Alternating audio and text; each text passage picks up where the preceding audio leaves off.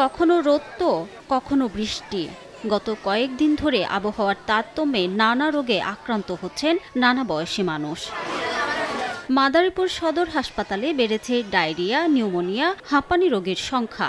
সঙ্গে পাল্লা দিয়ে বেড়েছে শ্বাসকষ্ট, জ্বর, বুকে ব্যথা সহ নানা রোগে আক্রান্তের হার। প্রতিদিন গড়ে হাসপাতালে ভর্তি হচ্ছেন শতাধিক রোগী, যার অধিকাংশই শিশু ও বৃদ্ধ। সেবা নিতে বহির্বিভাগেও বাড়ছে ভিড়। নিউমোনিয়া, ডায়রিয়া একসাথে দুটোটা হইছে।